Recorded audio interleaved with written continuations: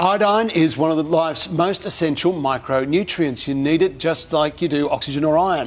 But more than half of children and pregnant women in Australia are iodine deficient and are at risk of a whole host of health problems. It could be thanks to small little changes in our diet. Clinical nutritionist Sarah Lorenzo joins us now. The first thing that Sarah's going to do is clear it up for us.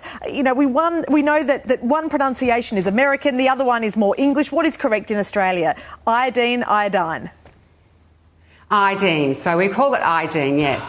Okay, good. more the English version. Thank you. Now, why are more of us becoming iodine deficient, and what are some of the health impacts if we don't have enough iodine? Okay, so when we look at iodine deficiency in Australia, what basically happens is people are it's all basically coming down to food trends. So what people are doing is they're choosing things like, they're avoiding the dairy and choosing nut milks. And when they choose nut milks, they're actually missing out on the iodine component of that. When we look at people choosing the gluten-free, low-carb, all those kind of diets, what they're missing out on is bread, which is naturally, in Australia, by law, fortified with iodine. And then when we look at things like, of course, people making the choices for the pink salts and the Himalayan salt, what they're actually missing out on is the iodized salts. Okay, so Sarah, fortunately some foods are a very rich source of iodine. What will give you the biggest dose? Where should you turn? Okay, so when we're looking at basically the foods that we need to include, it would be including a cup of milk. So milk will give you up to 80% of your recommended daily intake of iodine, just in 1 cup. When we're looking, of course, at including things like something like cod and some seaweed, that will give you up to 65% of your recommended daily intake of iodine. Something, of course, like cottage cheese and yogurt. Cottage cheese and yogurt are going to give you around 50% of your recommended daily intake of iodine. When we look at an egg will give you around 16%. A small tin of tuna will give you approximately 11%. 5 prunes will give you 9%.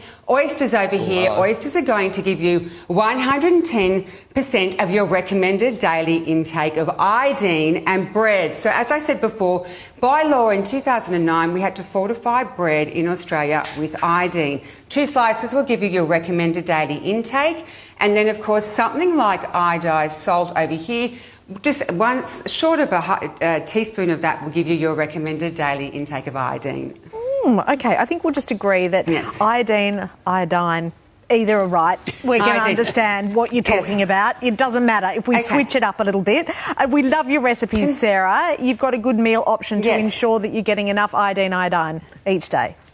Yeah, okay. So, yes, and okay, so what I've done over here is I've put together a little recipe that is going to actually include your recommended daily intake of iodine. It's going to give you up to 101% of that recommended daily intake. With the tuna will give you 11%, the seaweed's going to give you roughly 60%, and of course the iodized salt I used when I mixed it together with the rice wine vinegar, it will give you 110%.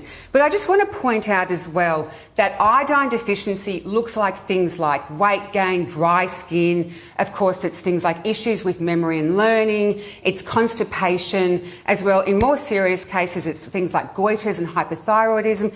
And with women who are pregnant, if they don't get enough iodine in their diet, what they're actually going to end up with neurodevelopmental disorders in babies. So you can see why it's really important for us to have iodine in our diet and just to look out for the food trends. And if you are actually having that in your diet, what you really need to be doing is looking at where you're getting if you are choosing those dietary trends, look at where you're getting your iodine in your diet from. Okay. And Sarah, just finally, for people who can't have dairy or bread, what can they do? What's a good option?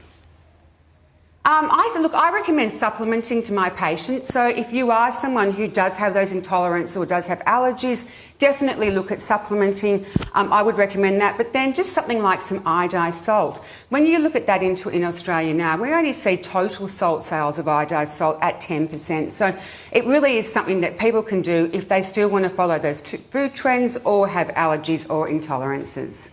Terrific stuff. And I don't know anyone who wants to be iodine deficient when you look at that symptom profile picture. Or iodine deficient. Both are bad, apparently. Iodine. Thank you, Sarah.